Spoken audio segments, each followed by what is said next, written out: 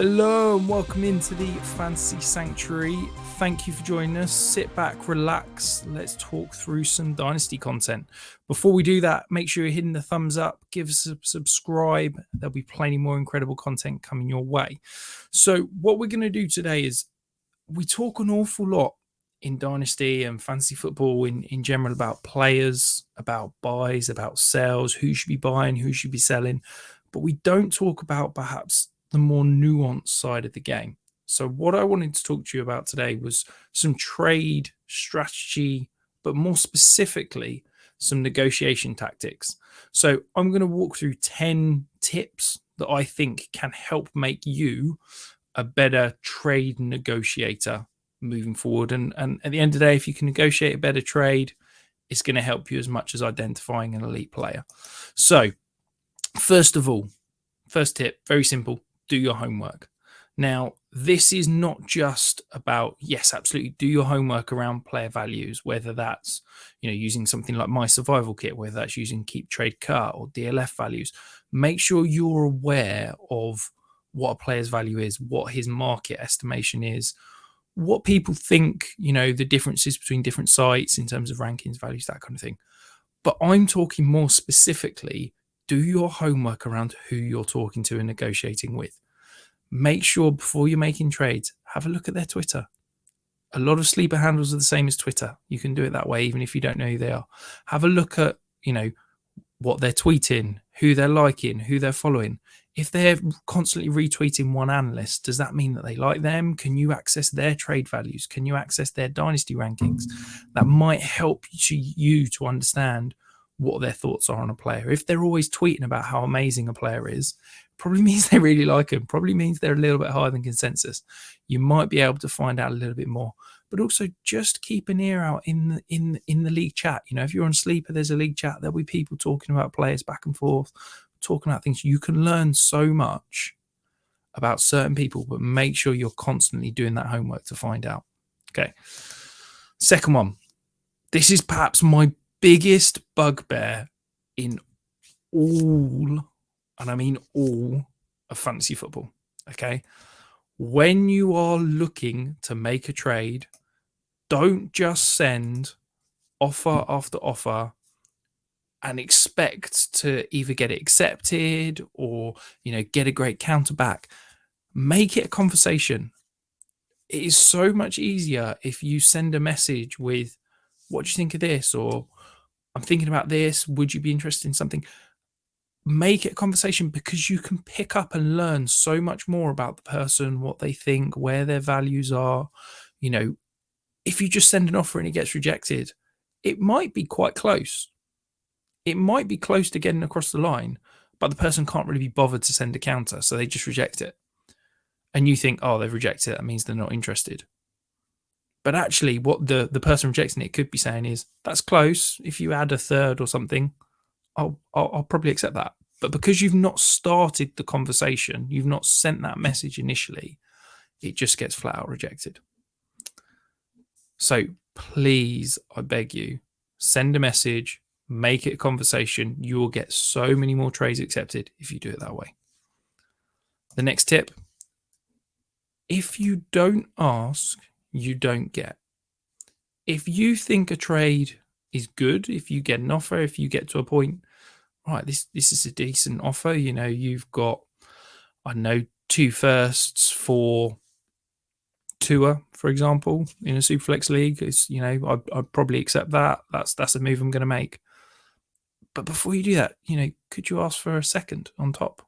Could you ask for, would you, if I added, if you added a third and I add a fourth, would that get it done? Or, this is where, back to the conversation point, if you can add it into a conversation and just say, would you add that little bit on top as well? You never know. They might just say yes, just to get it across the line. If you don't ask, you don't get. Just always be intrigued.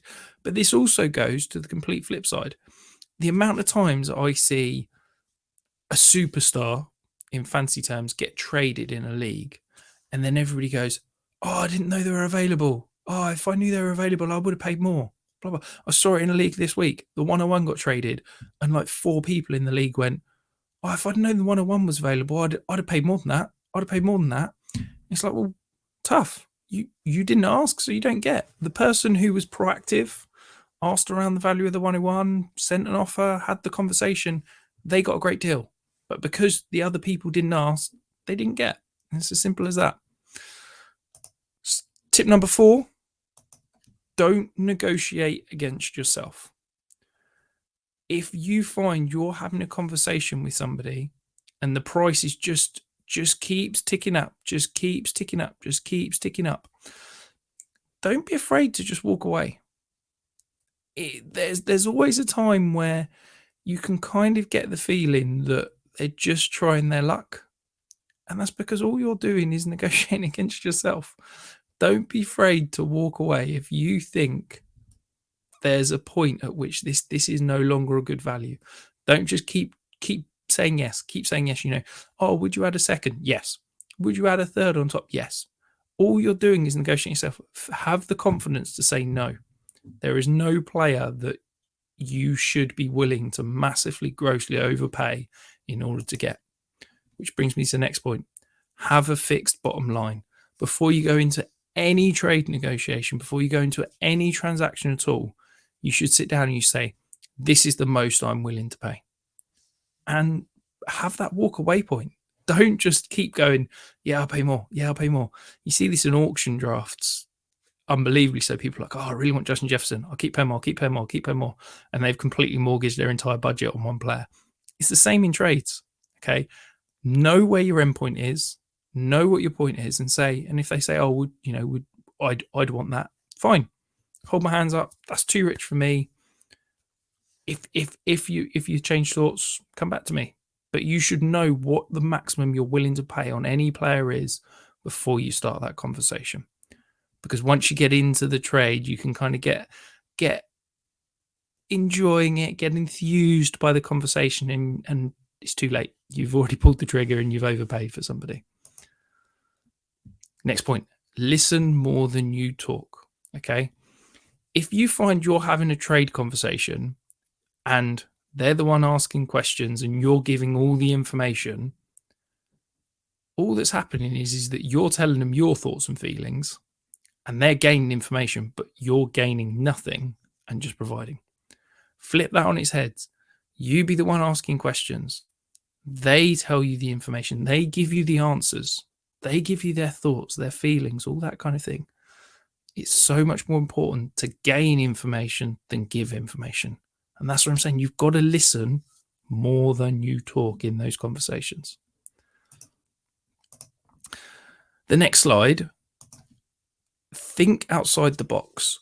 And this is something that I think I've become more and more a bigger proponent of over the last probably 12 to 18 months.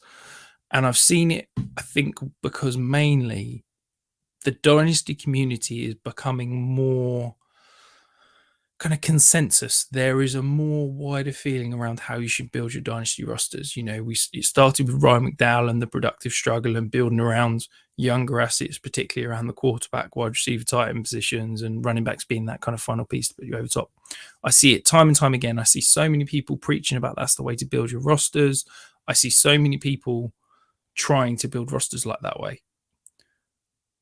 Now, if every single person in a league is trying to do the same thing, and every single person is trying to trade for draft picks right now in the 2023 class, or people are trying to get early first round picks in the 24 class because it's going to be a great quarterback class or whatever, okay, if everybody's thinking one way and groupthink is going one way, then there's a value by thinking differently.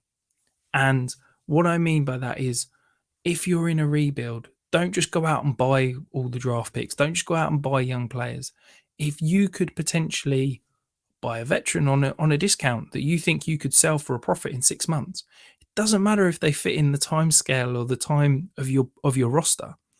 If you can spin them for a profit a month later, 2 months later, 3 months later, profit is profit. So be willing to think outside the box. Be willing to do something a little bit different. And all it will do is accelerate your timeline and raise the overall roster value of your Dynasty roster, which is what we're all here to do at the end of the day. Okay. The next situation, I think this is perhaps the most contentious around, certainly when I see people talk about trades on Twitter, and it's work for a win-win. I hate it when I see massively lopsided deals on Twitter and it's like, oh, this is what I got. And people are like, oh, you absolutely destroyed him. You got so much value, blah, blah, blah. All that does is create a disparity in dynasty leagues that ends up in people leaving the dynasty leagues and people being unhappy.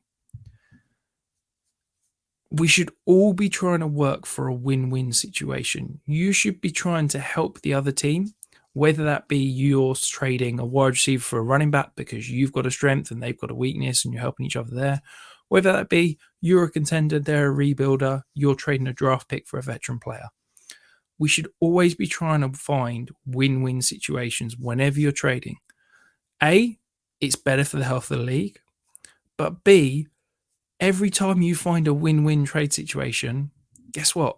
When that person's looking to trade, when that person's looking to move a veteran player or a draft pick, whatever, who do you think they're going to come to first? The person that they've had a good experience with trading with before.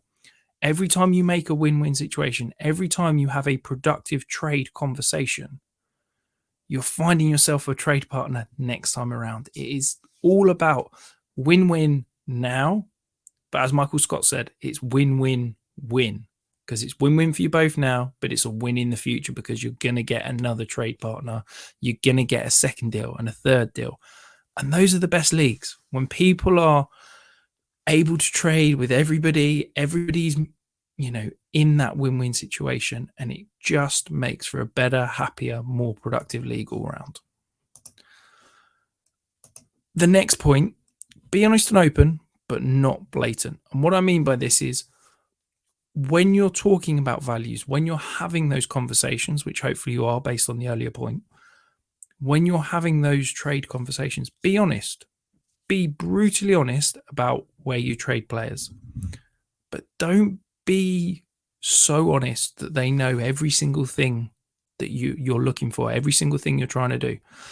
Perhaps you could start a conversation about a different player than the player you're potentially targeting.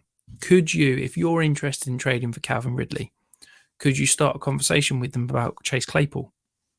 I'm interested in trying to acquire Chase Claypool. What would it be? This is the price. Oh, okay, that's interesting. I haven't got a late second round pick that you'd be looking for, but if I added, maybe my late first, would you throw Calvin Ridley into the deal? They think you're trying to do the deal to get Calvin Ridley, but actually you're spinning it around. You're then moving on to the player that you really want. It doesn't make it so honest and blatant that you're going in going, right, I am going to acquire Calvin Ridley at whatever cost you're selling. Because as soon as you do that, they're thinking, the old cartoon with the dollar signs rolling through their eyes. Sweet, I'm going to cash in here. And this comes back to the point of don't negotiate against yourself. If you can be honest and open, and we should always be looking for those win-win trades, but don't make it so blatant that you're going in trying to buy a specific thing or one asset and everybody knows what you're trying to do. Try and be honest, but just be a little bit more subtle about it. And then the final point, and I think this goes for across every form of dynasty, whether it's free agency, whether it's drafting or whatever, be proactive. I get so many people who go, oh, this league's, nobody trades. I'm thinking of leaving it because it's just not an active league. And it's like, okay, how many people in that league have you spoken to in the last month? How many offers have you sent in the last month? Oh, I haven't, because nobody ever responds. Okay, well, how do you know nobody ever responds if you're not sending it? This goes back to my point earlier about, oh, I didn't know Justin Jefferson was available. I would have paid him more. Well, if you'd have been having a conversation with that owner about what's the price on Justin Jefferson, oh, would you be interested in moving one of your wide receivers? Or, be proactive. The most active people in leagues tend to be the ones that win. Make sure you're liking, subscribing. Make sure you're following us along at Fantasy Sanctuary on Twitter. Hopefully you're enjoying all these. I'll see you again next week.